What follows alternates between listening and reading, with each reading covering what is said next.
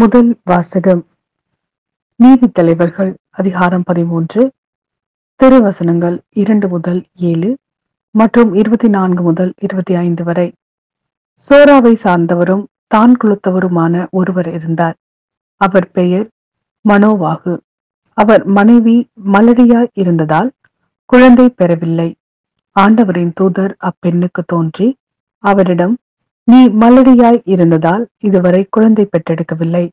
ஆனால் இனி நீ கருவுற்று ஒரு மகனை பெற்றெடுப்பாய். இப்பொழுது கவனமாய் இரு. திராட்சை ரசமோ மதுபானமோ அருந்தாதே. தீட்டான எதையும் உண்ணாதே. ஏனெனில் நீ கருவுற்று ஒரு மகனை பெற்றெடுப்பாய். சவரக்கத்தி அவன் தலைமீது படக்கூடாது. ஏனெனில் பையன் பிறப்பிலிருந்தே கடவுளுக்கென நாசீராக இருப்பான். அவன் இஸ்ரேல் மக்களை பெலிஸ்தீரின் கையிலிருந்து விடுவிக்க தொடங்குவான் என்றார். அப்பெண் தன் கணவரிடம் வந்து கூறியது, கடவுளின் மனிதர் என்னிடம் வந்தார். அவரது தோற்றம் கடவுளின் தூதரின் தோற்றம் போல் பெரிதும் அச்சத்திற்குரியதாய் இருந்தது. அவர் எங்கிருந்து வந்தவர் என்று நான் அவரை கேட்கவில்லை. அவரும் எனக்கு தம் பெயரை அறிவிக்கவில்லை. அவர் என்னிடம், இதோ நீ கருவுற்று ஒரு மகனை பெற்றெடுப்பாய். ஆகவே நீ திராட்சை ரசமோ மதுபானமோ அருந்தாதே. தீட்டான எதையும் உண்ணாதே. ஏனெனில் பையன் பிறந்த நாள் முதல் இறக்கும் நாள் வரை கடவுளுக்கென நாசீராக இருப்பான் என்றார்.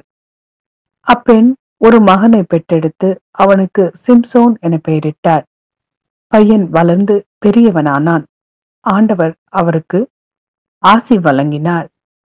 சோராவுக்கும் யெசுதாவேலுக்கும் இடையே அவன் இருக்கும்போதுதான் ஆண்டவரின் ஆவி அவனை தூண்ட தொடங்கியது. இது ஆண்டவரின் அருள்வாக்கு. இறைவா, உமக்கு நன்றி. லூக்கா எழுதிய நற்செய்தி அதிகாரம் 1, திருவசனங்கள் 5 முதல் 25 வரை. யூதேயா நாட்டில் ஏரோது அரசனாக இருந்த காலத்தில் அபியா வகுப்பை சேர்ந்த செக்கரியா என்னும் பெயர் கொண்ட குரு ஒருவர் இருந்தார். அவர் மனைவி ஆரோனின் வழி வந்தவர். அவர் பெயர் எலிசபெத். அவர்கள் இருவரும் கடவுள் பார்வையில் நேர்மையானவர்களாய் விளங்கினார்கள். ஆண்டவருடைய அனைத்து கட்டளைகளுக்கும் ஒழுங்குகளுக்கும் ஏற்ப குற்றமற்றவர்களாய் நடந்து வந்தார்கள். அவர்களுக்கு பிள்ளை இல்லை. ஏனெனில் எலிசபெத் கருவுற இயலாதவராய் இருந்தார். மேலும் அவர்கள் வயது முதிர்ந்தவர்களாயும் இருந்தார்கள். தம்முடைய பிரிவின் முறை வந்தபோது செக்கரியா கடவுளின் திருமுன் குருத்துவ பணி ஆற்றி வந்தார்.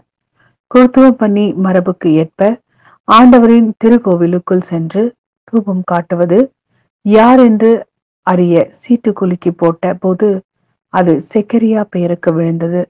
அவர் தூபம் காட்டுகிற வேளையில் மக்கள் கூட்டத்தினர் அனைவரும் வெளியே இறைவனிடம் வேண்டிக் கொண்டிருந்தனர்.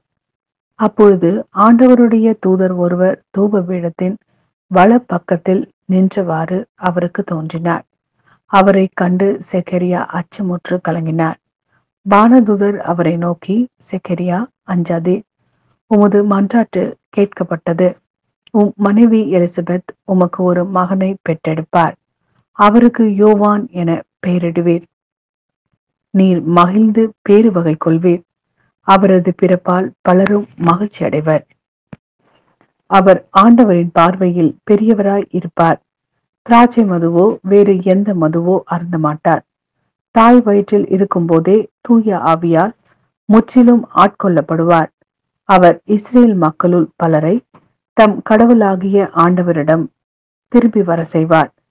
எலியாவின் உளப்பாங்கையும் வல்லமையையும் உடையவராய் அவருக்கு முன் செல்வார்.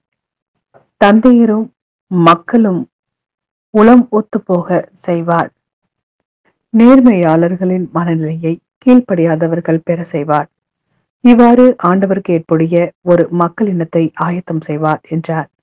செக்கரியா வானதுதரிடம், இது நடைபெறும் என எனக்கு எப்படி தெரியும்? நான் வயதானவன். அதுபோல் என் மனைவியும் வயது முதிர்ந்தவராயிற்றே என்றார். அதற்கு வானதுதர் அவரிடம், நான் கப்ரியேல், கடவுளின் திருமுன் நிற்பவன்.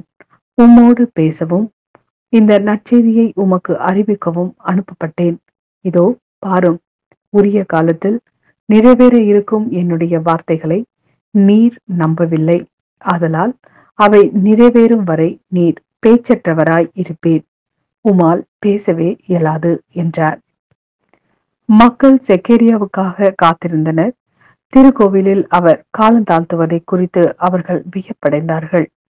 அவர் வெளியே வந்தபோது அவர்களிடம் பேச முடியாமல் இருந்தார். ஆதலால் அவர் திருக்கோவிலில் ஏதோ காட்சி கண்டிருக்க வேண்டும் என அவர்கள் உணர்ந்து கொண்டார்கள். அவர் அவர்களிடம் சைகையில் வாயிலாக உரையாடி வந்தார். பேச்சற்றே இருந்தார். அவருடைய திருப்பணி காலம் முடிந்ததும் அவர் வீடு திரும்பினார். அதற்கு பின்பு அவர் மனைவி எலிசபெத் கருவுற்று 5 மாதம் அளவும் பிறர் கண்ணில் படாதிருந்தார். மக்களுக்குள் எனக்கு இருந்த இகழ்ச்சியை நீக்க ஆண்டவர் என் மீது அருள் கூர்ந்து இந்நாளில் இவ்வாறு செய்தருளினார் என்று தமக்குள் சொல்லிக் கொண்டார்.